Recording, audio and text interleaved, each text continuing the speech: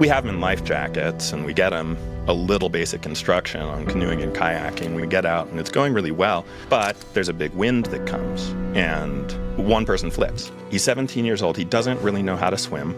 He's not trusting his life jacket. And in this situation, we're supposed to do an in-water rescue. So I had my training. I knew what to do. We went over. Two of us were trying to do an in-water rescue, but it was very clear very quickly it wasn't going to work. We see another canoe flip at this moment, and it's like there are only two of us. We're supposed to in-water rescue. It's not going to happen. He's not climbing in that boat. I won't go through the whole story, but... And at the end of that, I recognized that even with training, even knowing what to do, situations arise where that's not going to work. And I can't just rely on what I've learned. I need to be creative. And how can I be creative if the stress hormones are such that I can't manage my nervous system to be able to think clearly? I got a call, and it's Claudia from church, and she says, something's happened. It's your father. Just 3 weeks ago, I've been looking at cars with my dad because my 16th birthday was coming up, and now he was gone. Welcome to the Freedom RX podcast. Today, I'm joined by my friend, my client, Miles Nichols. Miles is the founder of the Medicine with Heart Institute and the Medicine with Heart Clinic. He's the director of education and formulation for our supplement company, Aptogenix. He's a sought-after speaker. He is an author. He's done so much deep research, and he's my go-to person in anything that is happening in the functional medicine space on a personal or professional level. So I'm just so excited about this conversation. Miles, welcome to the show. Thank you, Seth. It's a pleasure to be here. Yeah. So we've had a lot of great long conversations. Miles and I happen to live close to each other here in Colorado. So it's great. We get to go on long hikes together. We get to hang out every once in a while. This is the first time we're sitting down in a professional recording style. So hopefully we won't have to hold too much back from our normal conversations. Yeah, it'll be good. So I want to take us back to a couple months ago. Yeah. So we were in Mexico together with our group called Legacy. And Legacy is the largest and longest standing businesses in the freedom practice coaching community. Been at it for quite some time. We've cultivated this group. Right now, there is 30 clinics in this, everybody with over $1 million in revenue, strong teams, strong discipline on the business side, but also doing extremely cool things in chronic disease reversal, working with patients and getting major impact out there in the world. And so we brought this group down to Mexico, rented these 3 beautiful homes right on the beach. And as with many of our retreats, you were part of it to do an experiential portion. And it seems like you up-level every single time we do this. And this last time we did what everybody thought was going to be a fairly normal breathwork session, which turned out to be not so normal, with people actually being introduced to source and having out-of-body experiences and everything. Let's talk about that. Let's go back to that moment. How did you prepare for that, and what did you walk us all through? There's this capacity that we have to control, to a degree, the autonomic nervous system. And for me, it was really profound to experience myself a significant altered state without substance through breath. A lot of breath work, I've studied breath work for more than a decade now, different forms.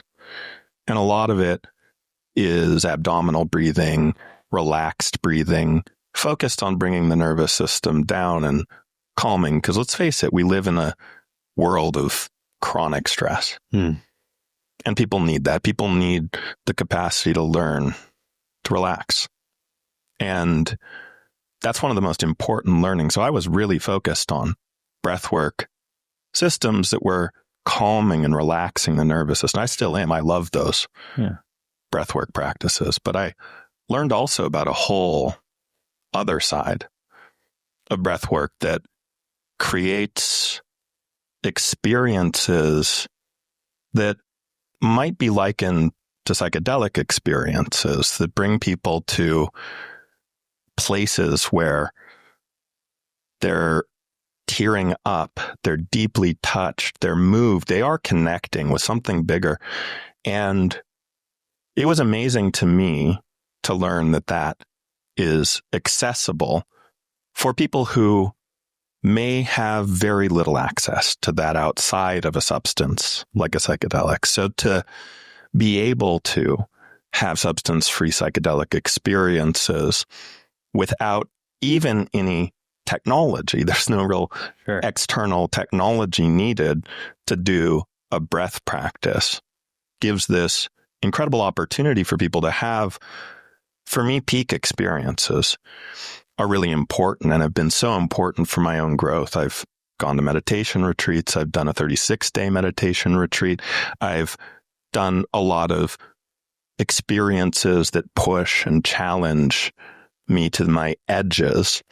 And often when I've had and sometimes it takes a lot to get there, but when I've gotten to those places where I'm at my edge and I don't know if I can continue, but I do, there's this fascinating experience of almost a blissful realization that so much more is possible than we think.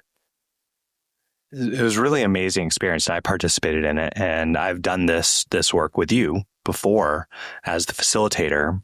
And it's really cool because you go through this journey in this type of experience where at first you're just breathing rapidly and in different patterns. And then all of a sudden you get a little tingly. And then next thing you know, you start seeing some colors, and everybody has a different experience in this. And then, there becomes in the third or fourth pattern of this, all of a sudden, this incredibly interesting experience that I think feels very individual, but also quite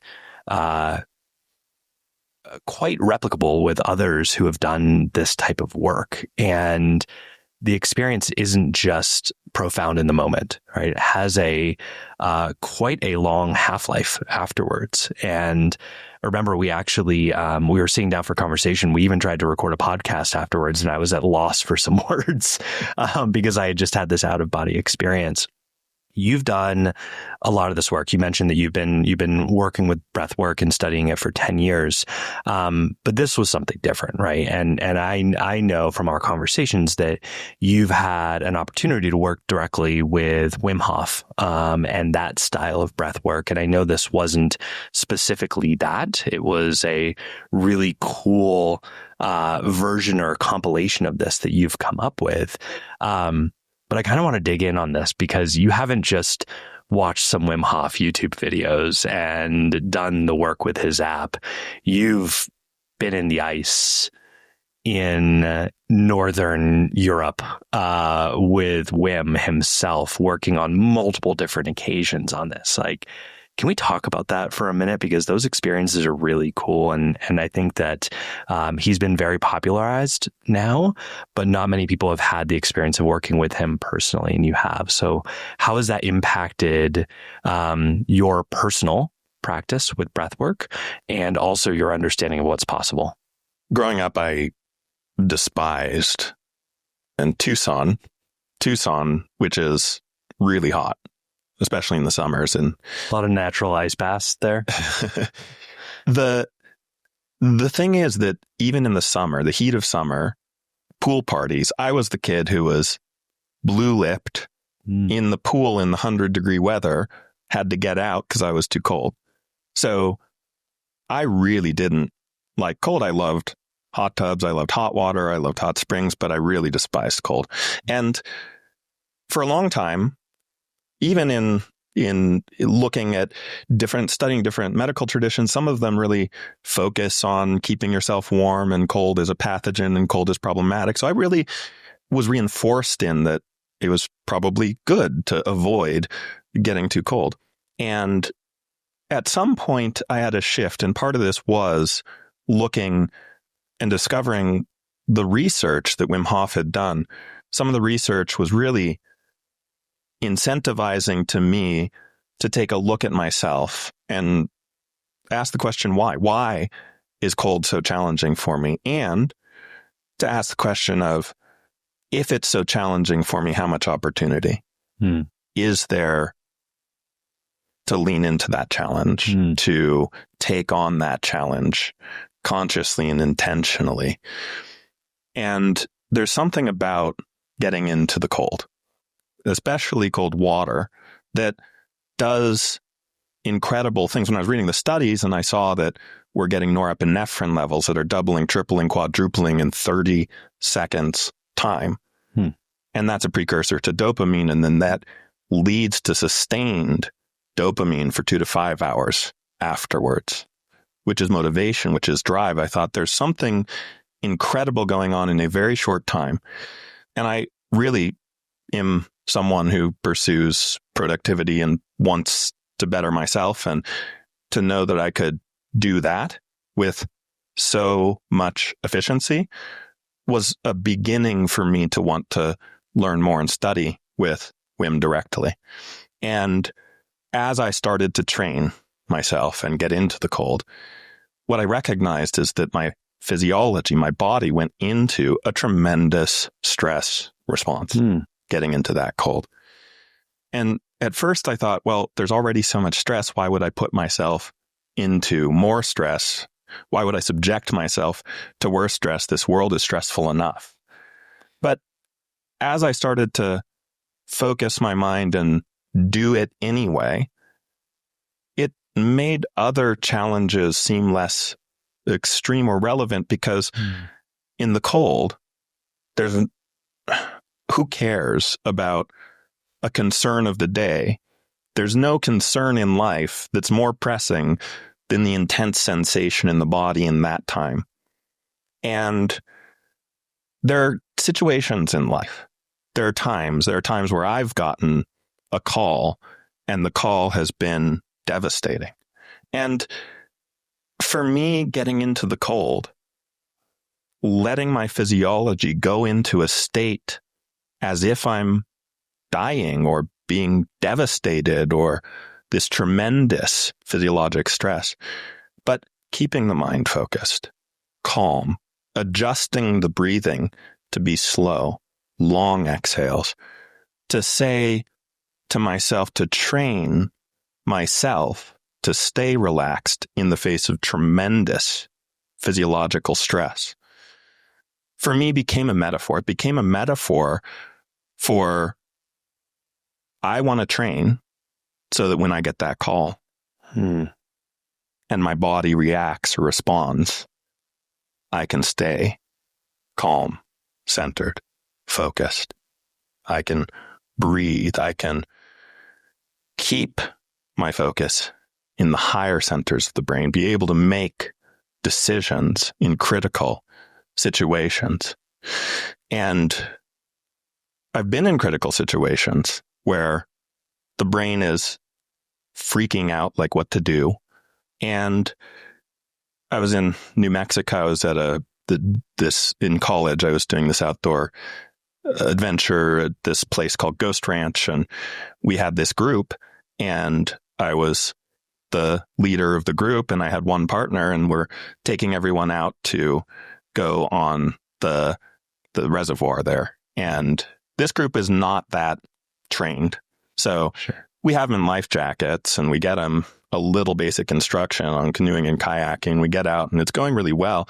We get to the island, people start swimming a little bit, get back into the kayaks, canoes, and we go back to land. But there's a big wind that comes, and one person flips. And he's a little over 200 pounds. He's autistic. He's 17 years old. He doesn't really know how to swim. He's not trusting his life jacket. And in this situation, we're supposed to do an in-water rescue. So I had my training. I knew what to do. We went over. Two of us were trying to do an in-water rescue, but it was very clear very quickly it wasn't going to work.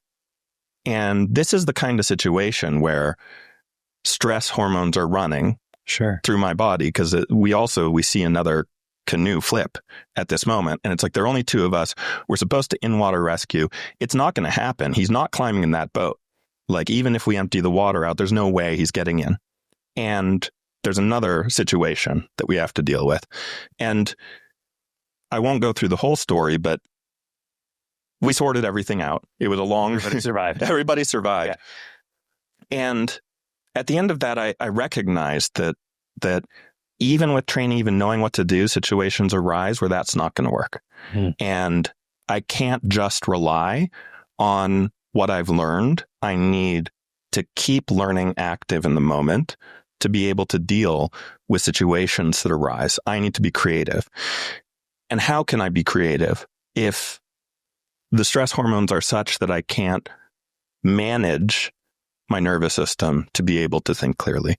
So it became really important for me to train my physiology that it can be completely stressed in a very intense situation, and yet I'm relaxed. And I have that capacity to think creatively. And so cold became this metaphor for me of how to train for worst case scenarios, how to train for the challenges in life to not overtake. And so I decided I'm going to do the certification. I'm going to go study with Wim directly. I'm going to go through the whole program. And I was in Poland and with Wim and his other staff, and we're training and doing these things, very, very cold water. We're going in, we're building up in how long we can stay. And we get towards the end, and it's the final challenge. So there are 12 of us that go in at the same time. This thing is filled with ice. So it's pretty much freezing temperature. 12 of us get in, and they say, challenge yourself. Keep yourself safe. If you feel like you need to get out. And if you can stay up to 15 minutes. Now, for those who haven't done cold plunging, cold exposure, 15 minutes in ice cold water, It's quite a bit. actually is risky. Actually is going to induce hypothermia in a number of people unless they're trained. And so everyone there was trained. But it's still this tremendous push. And what a lot of people don't recognize is when you start to do those kinds of more extended cold, really important to have guidance and training, because sometimes you can withstand the cold, but then you get out and you have what's called the after drop. Because while you're in the cold, the constriction in the hands, in the feet, makes the blood stay warm in the core. But when you get out and you start to warm, that cold blood goes back into the core, and you get this significant drop. So if you're thinking you're at the edge of okay when you get out, you're not ready for the after drop, which is going to be significant. So we're in there, the 12 of us, and everyone's doing great. We're getting to 10 minutes, we're getting to 11 minutes. Everyone's doing great. People are starting to shiver, and some people look like they're hitting their edges, but they're staying the course. We get to 15 minutes. One guy, kind of buffer guy, really pushing himself hard, starts looking at his watch, and he's like, "Oh, it's been 15 minutes. They're not getting us." And I can tell he's a little past his edge. Yeah. And so then, they get us out, and we're starting to do the warming practice, but everyone knows we're going to have the after drop. So 12 of us get out, we're starting to do warming, and that guy who was beyond his edge, he starts to say, everything's getting dark. And then the staff goes over and asks him a couple questions about what year is it, and he's confused. He can't really answer.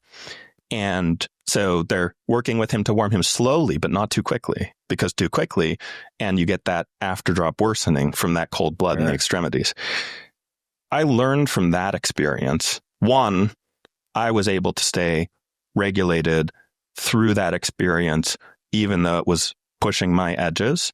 But I also saw someone who pushed a little too hard and went into mild hypothermia. And he was okay. He didn't pass out. Everything worked out okay. But it's interesting to have this threshold for tolerance, this window of capacity to stay focused and present. His broke. He wasn't present. He was looking at the watch. He had broken his focus. And we had all together in that experience expanded the capacity to stay present and to tolerate a threshold that for a lot of people would be unsafe. But we had done it enough and trained enough to be able to do something that now other experiences in my life, when I think back to that in comparison, seem so simple. And so it was incredible to be able to be with a group of people. And I saw people push themselves too hard, even in some of the breathing exercises. We went into an advanced one and someone passed out and hit the floor. And so I've seen it go too far. I've seen people push their edges too far. But when we can expand our capacity, when we can expand our capacities in a safe way to tolerate more and stay present, it does amazing things. I noticed incredible things in my life afterwards. So for me, that experience was something that took something that I was the kid, blue lips in the swimming pool in the heat of Arizona sun, to staying in the ice for 15 minutes and not going into hypothermia when, some people did. It's an incredible journey of building resilience, right? And building capacity. And I think that's so important in so many different domains in life. Later on in this conversation, I want to get into biohacking and other areas of building that capacity. But I want to take a moment and actually go back to, kind of the beginning, right? And when you became interested in medicine in general, when you became interested in healing and health and the transformation about how you learned that there's more than just conventional medicine as we know it, and as you very much grew up in. Give me a little story about that, the origin story about how we've gone from, this kid in the pool, blue-lipped, to all of a sudden, being at the extreme edge of knowledge, understanding, and capacity and resilience in this world of functional medicine and biohacking. That's an ongoing journey for me. Continually, even just last week, I was reflecting about some stuff from childhood, and I had these things that happened. I had eczema and asthma and allergies that the rest of my family didn't, and trying to sort together why and how. My dad was a doctor. He had top-notch medical training from Stanford. He taught at the public health part of the medical school, the university there. And so there was knowledge, the best knowledge available in the family, and yet unexplained things were happening for me and my health from a young age.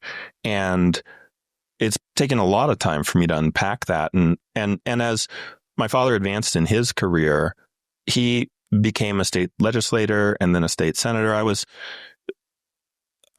in awe as a kid of some of I didn't completely understand it, but health was such a focus that when he couldn't get passed in the legislature, this piece of legislation, we did an initiative for it. He said, we're going to put an initiative on the ballot. So we're walking door to door. I remember I was, again, Arizona heat, like 100 degrees. I'm sitting in the car with him. AC is blasting, but I'm sweating because it's not compensating for how hot it is out. And he's like, okay, do you know the script? And I'm like, why do we have to do this? Like, I don't want to go knock on some stranger's door and ask them for a signature. And he's like, well, we have to, this is important. We need healthcare for the working poor, and it's not available currently for a big chunk of the population. And this is going to make it available.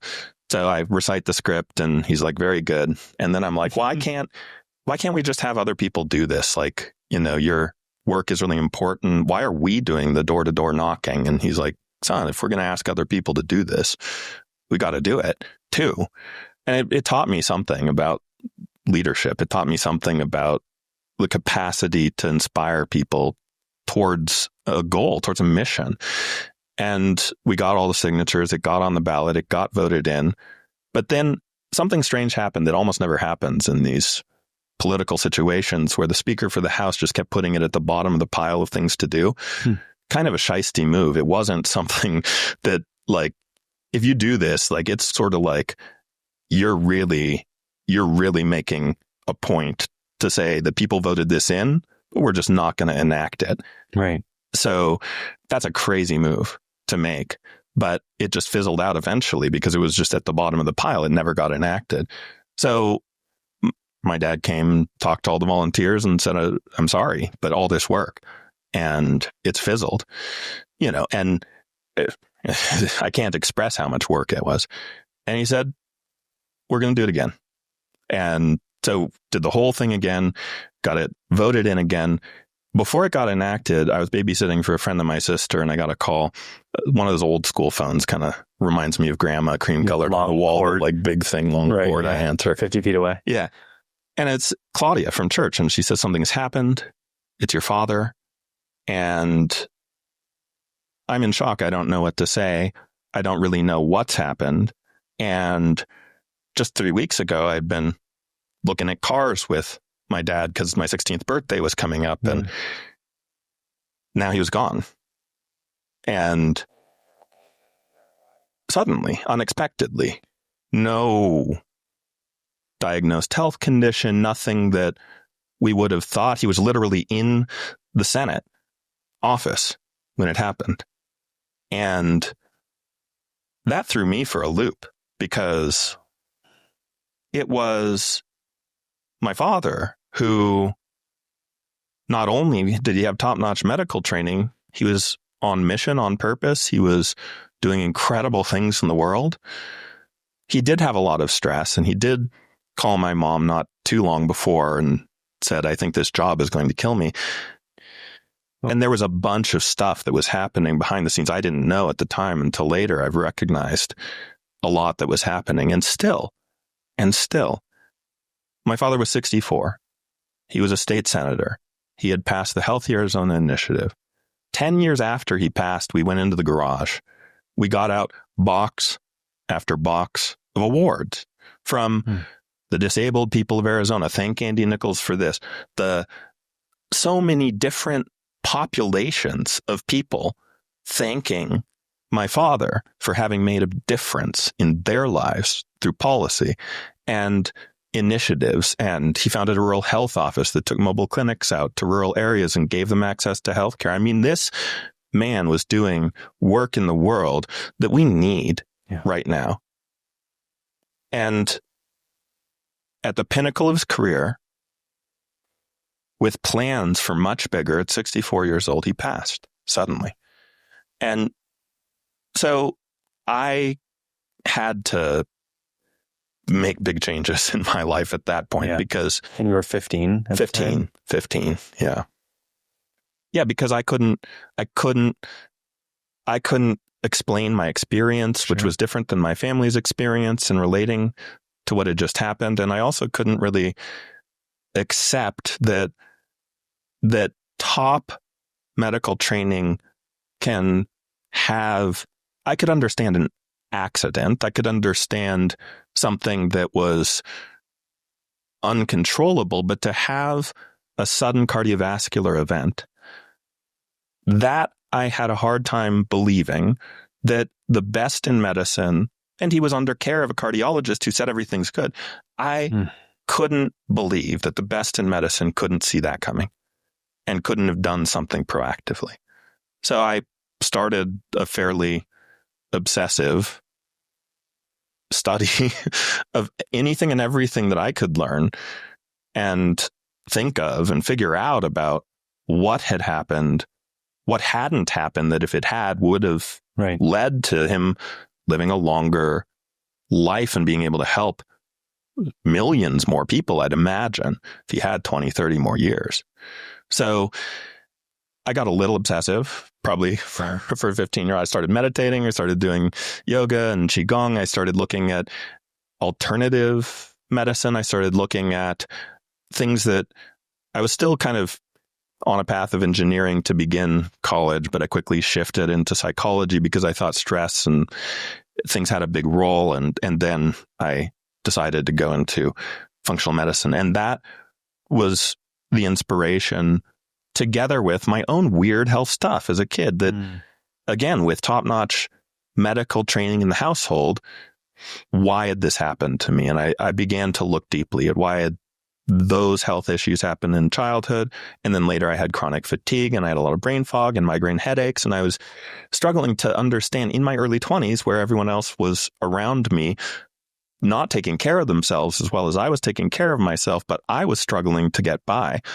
I got called in the principal's office for being late in the mornings, and I'm like, I just can't do it. And she's like, I think something's medically wrong. And I said, well, I've been to the doctor and they've said everything's okay. Maybe I'm depressed or something, but I don't feel depressed. So it was, then I had to do a journey for myself to try to figure this out for myself, and for the sake of people like my father, and for the sake of my future family, to not have a tragedy like that, and for the sake of others who are doing good in the world, who are at the pinnacle of their career, to not have that happen to their family, and to be able to offer to the world what their mission is for longer.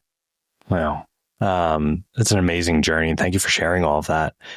It's incredible how these incidents in our childhood and adolescence drive this journey, right? You have these two things, your father passing, that really shouldn't have happened. And we know so much more today, right? We have such better technology, such better diagnostics to be able to understand that and catch that early. But a lot of people don't have access to those. So you and I know about them.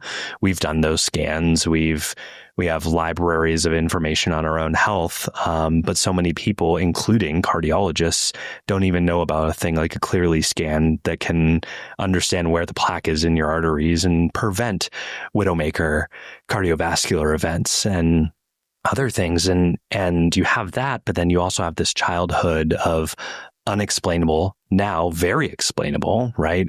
Through environmental toxins, through stress, through just your general DNA and makeup versus somebody else's. And it's really challenging to put all of that together. And so what you've done, which is really different than so many practitioners out there, is you haven't stopped at having a clinic, right? And it's one thing to say, listen, I'm going to get out of insurance. I'm going to practice medicine my own way. I'm going to start a clinic. I'm going to learn business at the same time as learning these extremely advanced medical techniques and different styles and patterns of medicine. But on top of that, I'm also going to teach other practitioners how to do this. I'm going to start an institute where other people can learn from all this research and education and actual impact, the clinical impact that you've had. And I'm going to teach that to other practitioners. And I'm not going to stop there. I'm going to realize and understand that the products out on the market are not up to par of what I would like them to be, to have the impact for the greatest impact at the best price for the consumer, where they don't have to take 25 different things.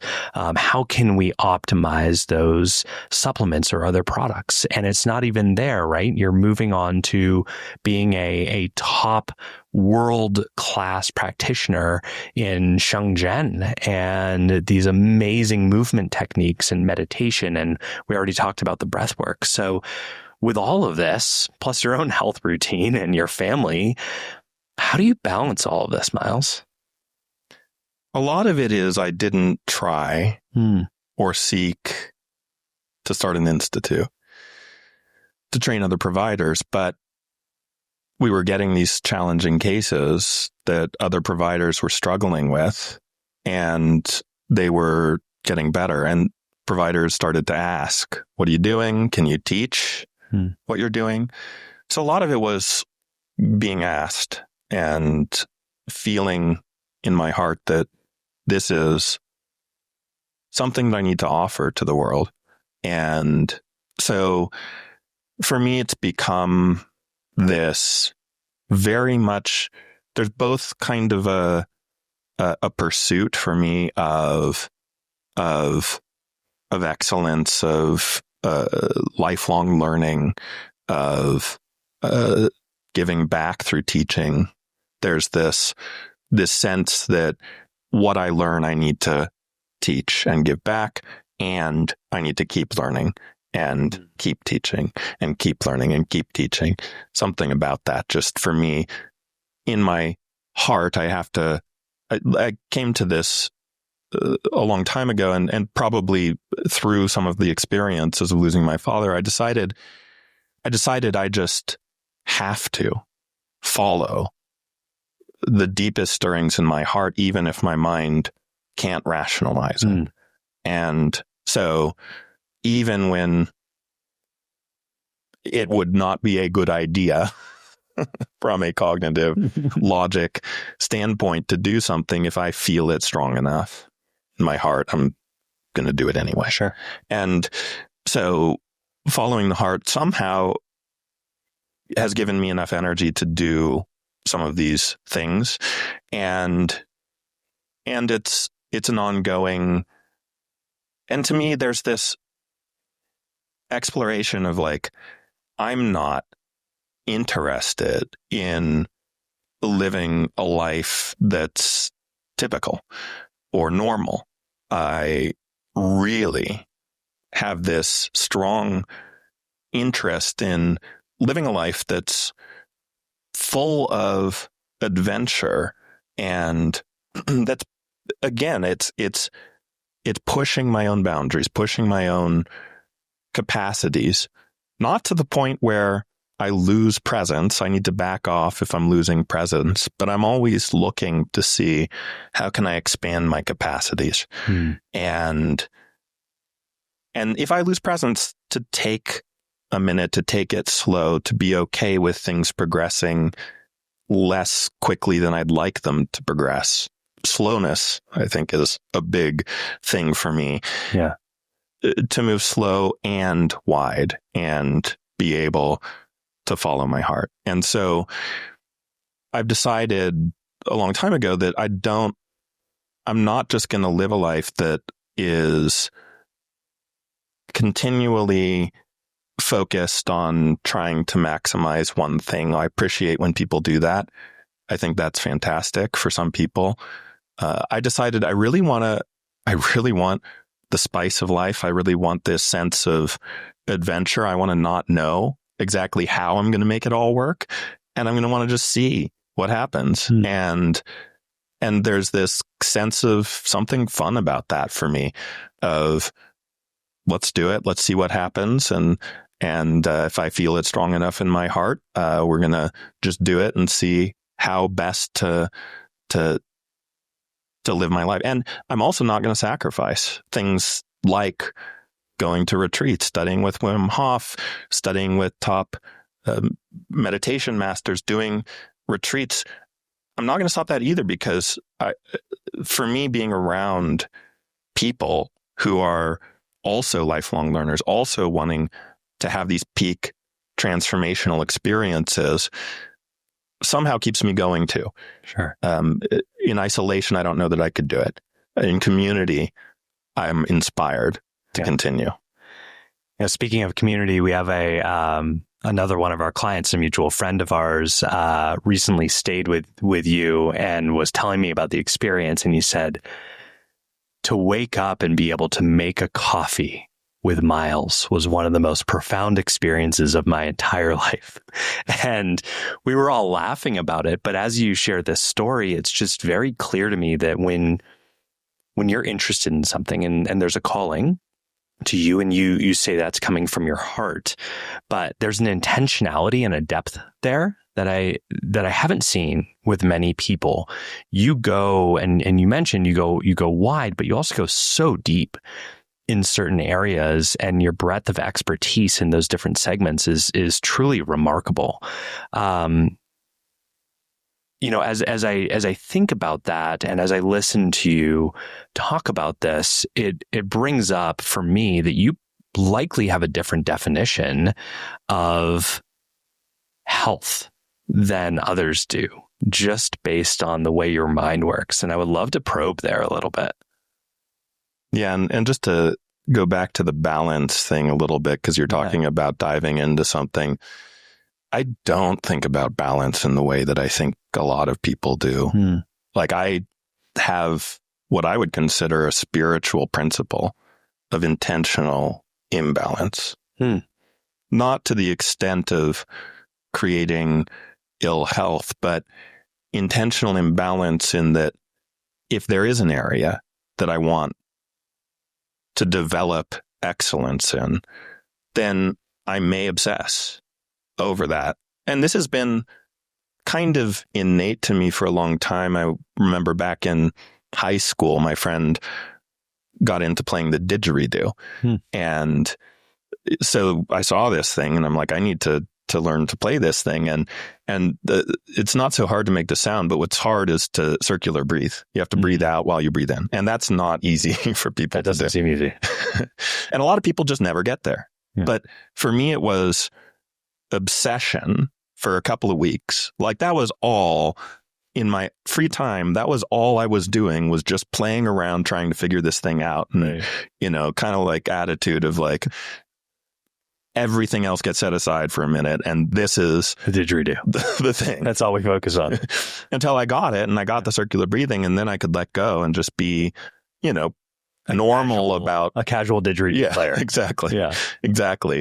And so there's this intentional, for me, almost an obsessive focus on something until I achieve a certain level of excellence in it, to where I feel like I've got it to the level that I could teach it to others. And that is part of where I'll get something to that level and then I'll teach it to others. And then I won't spend as much time on it. I'll still integrate it into my life if I feel called to. And then something else will come and I'll obsess over that. And then, so there's this sense. And so I have a different perception of balance than I think a lot of people. And I have a different perception also of health too, like you're asking. And to me, health, for a long time ago, I thought of health as the absence of disease. And I think a lot of people might think about that. But the absence of disease is just the beginning of a much greater something. I had a friend, so in that ghost ranch, I was working together with someone who was the director for the outdoor program for a time. And he was peak physical health. He was really incredible guy, charismatic, lots of friends. He was very active. He was out in nature all the time. He worked with children. He had this really rich life.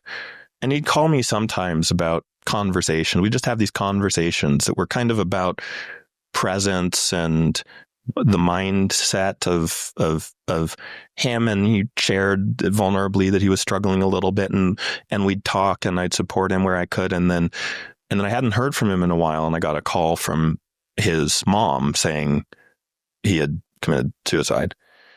And so I couldn't accept that health was just the absence of disease, because without some level of enjoyment of life, without some sense of having some fun, being able to play, feeling joy, feeling love, feeling peace, there's not the capacity to really say, for me, that I'm healthy if I'm not experiencing those things. And it led me in early years to really obsess. And this was largely through meditation practice and movement practice, obsess over my inner terrain, my inner landscape, my mental emotional space, my attunement with something that I considered spiritual for myself. And so I really spent a long time seeking, trying to get to this place of where I felt like I had the capacity to not only be okay with the way that life presents, even when challenges and stressors hit, but to be more than okay, to feel the capacity to love the challenge, to be able to feel this sense of the capacity to embrace anything and everything. And for me, that's a lifelong journey. Sure. There's a threshold. There was a threshold of that I came to, that I felt like I'm good for me. Like there's not more work to do to be good. There's more work to do to be great, to be excellent, to move in continued development. But the base level of I'm good, I've done what I need to internally to be at peace with if things ended, if I was to pass on, if there were to be some extreme thing that happened, I had a base level of feeling like I'm good for me. So my life became, at that point, about service to others. And that's an intrinsic part to me. If I don't, a lot of people, for some reason, what health is, I want to see someone radiant, full of love, just having an amazing time in their life. To be physically in good shape too, yes. And to have what they would consider for themselves to be an extraordinary life experience, to be experiencing interesting, fun, exciting things, and also to be at peace inside of themselves. And that, I think, is a big part of health that I wish got more attention, because there are a lot of people who say, oh yeah, I'm healthy. But then if I ask about their life experience, it's not like it is fantastic. I'm just like right. full of love. I'm just having a great time. Not all the time, but just like over the center of gravity, or the average life experience most of the time, is like fantastic. If it's not that, are we healthy? Yeah. And I'm not sure. Well, if we're told that we got a clean bill of health from our primary care provider, then I think if people assume that they're good. It was in a friend group I have, there's one of them who is quite physically and mentally unhealthy. You can just see it by looking at him. Yet every year he gets a quote unquote clean bill of health from his primary care provider and brags to us that he's good. And we're like, oh man, it's not going to last long. Yeah.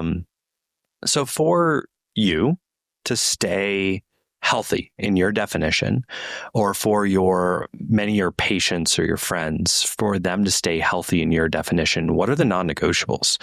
What are the daily things or the weekly or monthly things that you believe are of critical importance? And after this, we're going to go into the edges, right? We're going to have some fun in a conversation of how do we explore the far reaches of what's currently going on that most people don't know about. But let's start with something that's a little bit more fundamental. How do you achieve that definition of health on a daily basis? Part of it begins with self-awareness.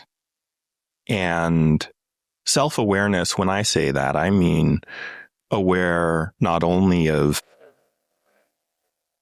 some aspects of your life experience, your thoughts, your feelings, but also awareness of the physiology, awareness of what's happening internally with the brain, with the heart, with the body composition, with the metabolism, with the cellular function. That's a kind of awareness that we can glean into in functional medicine.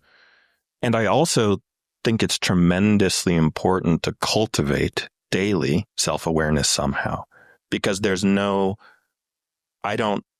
know of the end. I don't know what fully self-aware means, because there's such subtle dimensions to what's happening in the mind, in the body, in the psychology, in the emotional field. And there's little things, subtle things that make a big difference when people notice them. Noticing subtle resistances to life experience, learning to love and to embrace those, and also noticing and having the awareness of processes physiologically that have begun that aren't going to be diagnosed for disease for a long time, but they're on track to be eventually for all of us. And there are many of these things that are starting in childhood that won't get diagnosed as disease until later golden years. Sure. And yet you're somewhere on the trajectory. And to be aware of where on that trajectory, and to be able to have this mindset of continual cultivation of self-awareness, and then continual learning experimenting with things to then see, okay, once I've cataloged and I've got a good sense for all these areas in my body and my mind and my emotional field that are challenges or that are progressing in a direction that I'd like to reduce or slow down or reverse if possible, then there can be this creative process of metrics, of milestones, of goals for being able to ask what's possible. What's possible? If I'm struggling with a physiologic thing where the progression of brain function is declining, what's possible there? And what can I do? And how can I measure if I'm heading in the direction that I'd like to head? And so my grandpa, he was in his 80s, decided to learn guitar. And so he picked up guitar for the first time. Now that's unusual, but that to me is an exercise of let's see what's possible. Right. I have an 80-year-old brain. I want to learn guitar. Let's see what's possible. He took on chess a couple of years after that. Again, for the first time, had never learned how to play chess. Wow. But he decided, let's see what's possible. And I was little, I was playing chess at the time, and he wanted to bond with me, and he took me to a tournament and where he lived. And it was a great experience to see Grandpa taking on chess and taking me to a tournament. And it was really inspiring to me to believe that it is possible to continually bring on new things that give us some sense of wholesome fun, of learning and growing, of cultivating connections and relationships with other people. So a non-negotiable to me is some kind of community, because if we look at all the Blue Zone data, if we look at all the longevity information that's available, if we look at the studies on social isolation, some of them are suggestive that the risk of social isolation is equivalent to smoking a lot of cigarettes per day. It's like more than possible. Yeah, it's bad. Yeah. It's bad.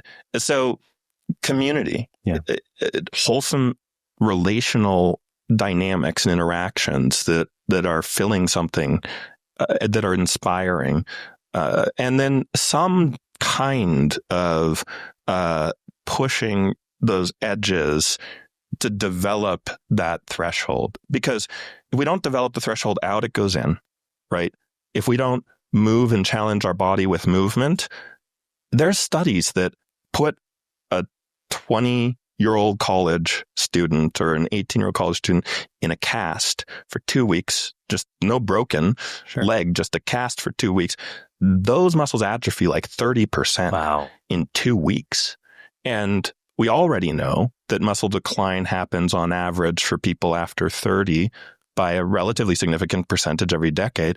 And it doesn't happen linearly. It's not like every month you have a little less muscle mass. Right. It happens in periods of inactivity. If you really look at the graph, it's sort of like it's here, and then like you get sick or injured or something happens, or you just stop being immobile, and then you get a drop, and you never get back up to where you were before, unless you train, unless you're really expanding your edges. So if you don't expand your edges, it's going to just contract. Yeah. And so challenging the edges in major areas of life, so movement and things like the biggies that are important, sleep and rest and playfulness and fun and movement and edges related to community and relationship, pushing those edges in a healthful way is what's going to keep the capacity expanding. And the attitude of looking towards decades down the road, looking towards, if I keep expanding my capacity now, what will be possible in these later years? And if the challenges and the stressors and the things in life that tend to push against those challenges, and everyone eventually has a decline in some of these areas of their body, of their heart, of their health, of their brain, then the more robust, the better for being able to, there's lifespan and there's health span. Mm-hmm. Lifespan, how long you live health span how many quality years? Right. And the averages out there when they're looking at studies on this are the last 20%. It's not so great for a lot of people. But what if people had the mindset and attitude related to expanding capacity, cultivation of self-awareness, integration with relational and community, really continuously pursuing excellence in their environment, improving their environment, getting better and better. That's one thing. I hate to say it to an extent, but that my family, as much as they were pursuing excellence in some ways, the home was getting worse and worse. And there were problems with mold and other things. Yeah. And so we need to round this out and pursue excellence in ways that continue to develop different areas in life. That's not easy. Yeah. But if it were easy, then, to me, actually, I would say that one of the biggest obstacles to health is comfort. Interesting.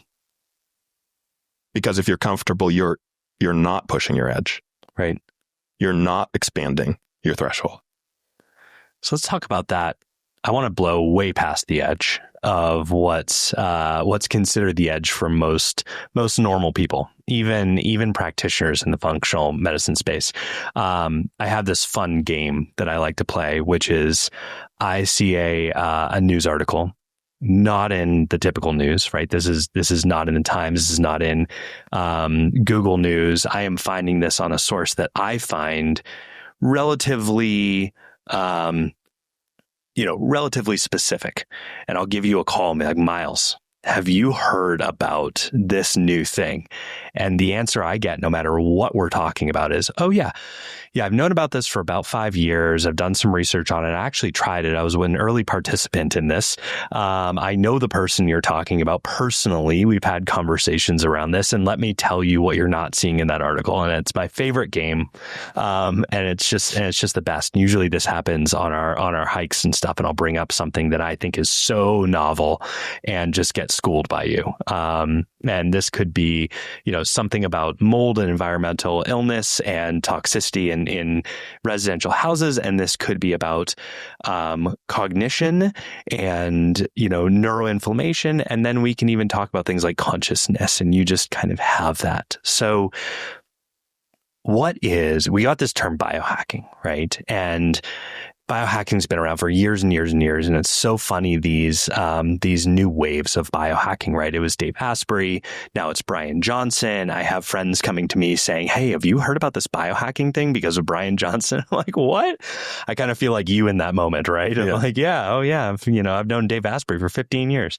So, explain your concept of biohacking and the edge that you're playing at and what you're excited about in that space. Yeah, I did start college in computer engineering and have this thing about engineering and designing. When I was really little, my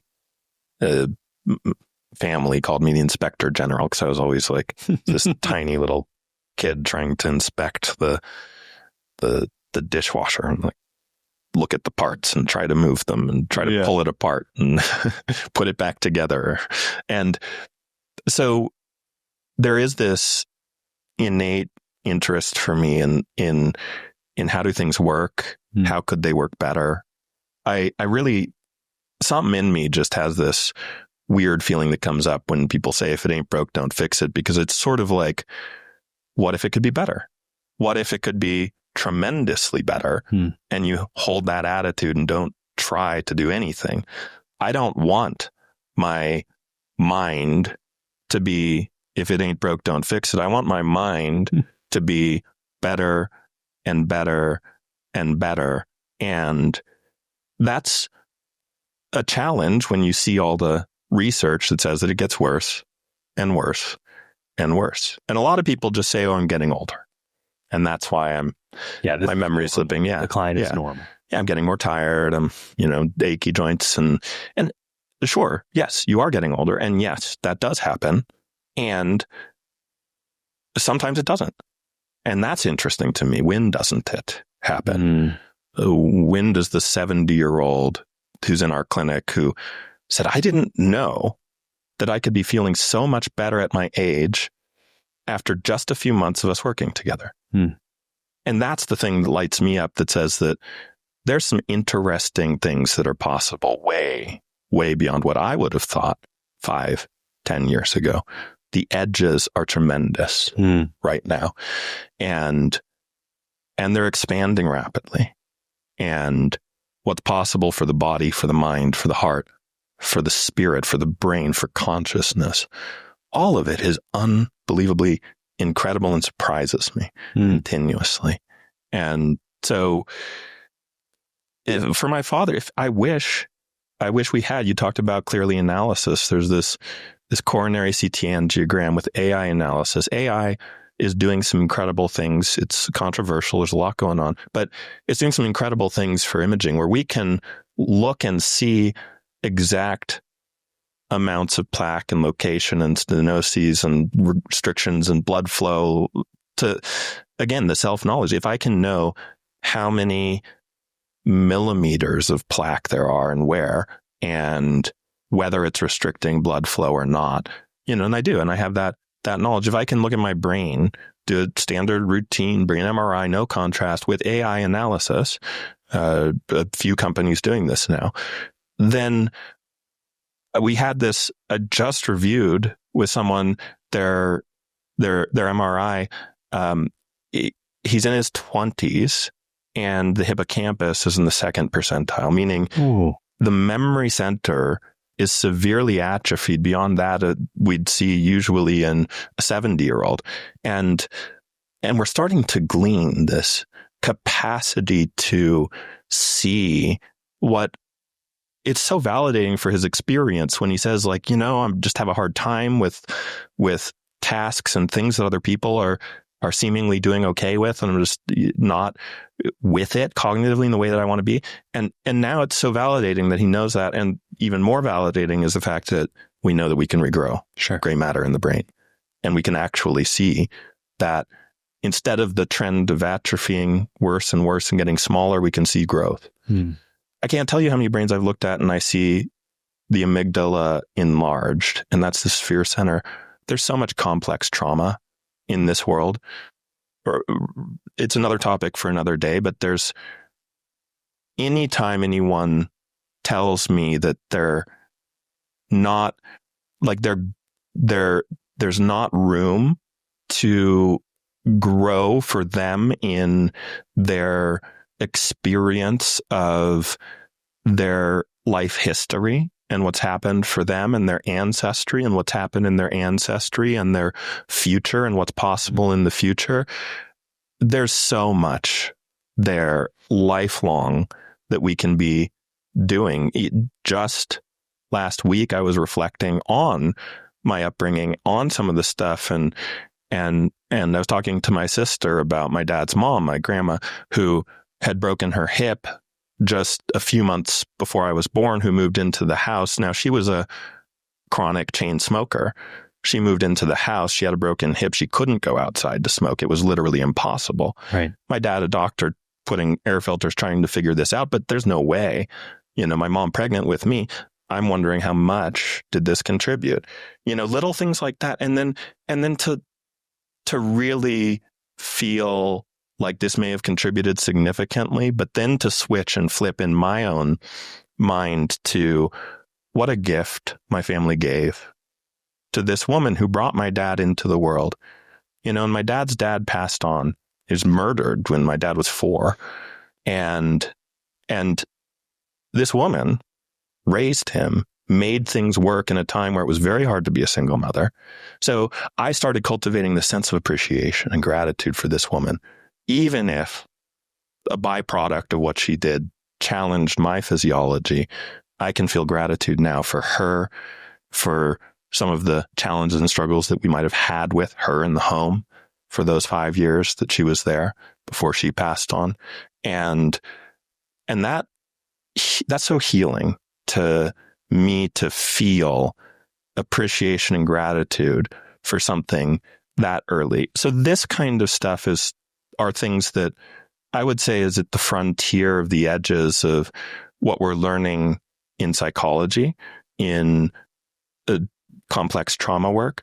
And then psychedelics, we have tremendous things are happening in the world of long-standing PTSD, long-standing depression, severe addictions are being resolved in short periods of time. And they're sticking, they're lasting, they're becoming permanent. And so technologies, substances, drug development, there are some incredible things about the drugs that are available today that are so much beyond what people think about or traditionally use those drugs for. And so we could go on and on, but drug development, supplement development, substances that are available, psychedelics, the lab testing, AI analysis, we're at a point where we can know an amazing and immense amount, and we can cultivate incredible self-awareness, and we can experiment and learn and grow and set goals and continue to have this very rich and amazing and interesting life experience. It's so exciting, the age that we're in. And I feel like the last 10 years, probably every 2 years, I've said, wow, how cool is it that I get to be alive during this time? And then another breakthrough happens. And now it's happening at a very, very rapid rate. And you just talked about many different edge cases that are becoming very normal quickly. GLP-1s came on the scene not too long ago. And now something like 30 or 40% of Americans have talked to their doctor about it or been prescribed a GLP-1, right? I mean, that is the fastest growing drug category that we have ever seen in the history. And I feel like it's just the beginning. So with all of these things at our fingertips, and I know you've talked about the ultimate medicine before, I'm curious, has your mind changed on that as we explore this new field of technology and discoveries at a very rapid rate? Tremendously. Yeah. I really was, there are different expressions or ways to practice medicine. I have great respect for different people who practice in different ways. I have great respect for allopathic doctors. I have great respect for naturopathic doctors, great respect for functional medicine doctors. And there, even within each of those, there are so many ways to practice. And I had a time where I really was looking at things being all natural and really looking at lifestyle and wellness being the main components. I still think they're primary components, but there's these incredible possibilities when it comes to utilizing a wide swath of things in ways that aren't for just disease.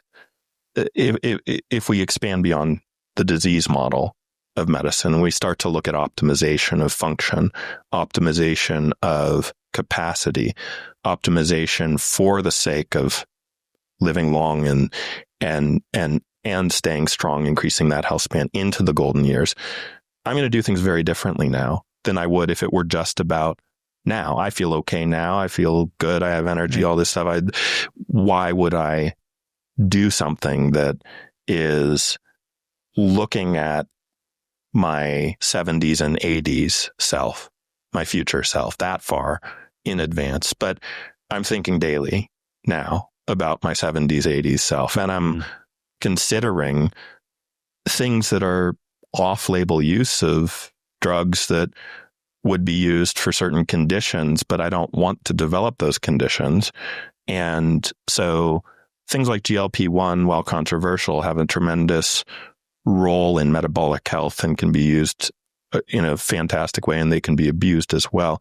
This is not stuff to play around with without some professional guidance or deep research. And there are some there are some things that we can do. For example, even 5-10 years ago, when it came to metabolic repair, it's very easy to help someone pre-diabetes become non-diabetic just through diet and lifestyle interventions. But if they were to go back to eating the way they would have eaten when they had pre-diabetes, they'll go back to that because the metabolism isn't truly completely repaired. Right. They're actually still with a broken metabolism or a suboptimal functioning metabolism. They're just adapting their lifestyle and wellness around that, which does give some opportunity for it to heal a little bit. But now we can accelerate that tremendously. We can take a few things together. We can do low dose GLP-1s. We can do SLGT2 inhibitor class of drugs, which is something that has now become primary use in chronic kidney disease, is used in diabetes, and is helpful with cardiovascular issues. We can take that and we can actually, for a long time, it was just sort of metformin was the tool that was available for insulin, but metformin doesn't increase insulin sensitivity in the brain, in the muscles. We're not getting the full repair there, but there are drugs that can actually resensitize the muscles, the brain to insulin now. And so to not use those tools, I respect people who don't want to. And I see such possibility for the person with the mindset of, I want repair, I want optimal function, I want to be exceedingly robust and healthy and vital as long as I possibly can. There are incredible things that we can use, and the attitude of trying to minimize there's this big problem with overtreatment in medicine, but that big problem with overtreatment comes largely over treating things that are from a certain perspective, from a perspective of disease and symptom management. Right. There's a whole different way of thinking where we're not treating a condition, where we're optimizing the function. And it's a very different pursuit. And it uses the same sometimes drugs, or the same sometimes interventions and tests, but in dramatically different ways, with different purposes, with different goals, often not permanent, often not for the rest of your life, often to achieve a specific goal that's measurable, that we can retest a lab, that we can see that growth. So there's this very different way of doing medicine, very different way of looking at health, that we have access to the tools to do and accelerate things today in ways that were never possible before. So cool. So, we've talked about medicine, we've talked about treatments, we've talked about your health, we've talked about your history, all of these things that you balance. Would you be able to do that without a strong foundation in your business? Yeah, it's really important to be able to set and forget some things, to be able to expand those boundaries. If I can't set and forget, then those boundaries are not going to get attention.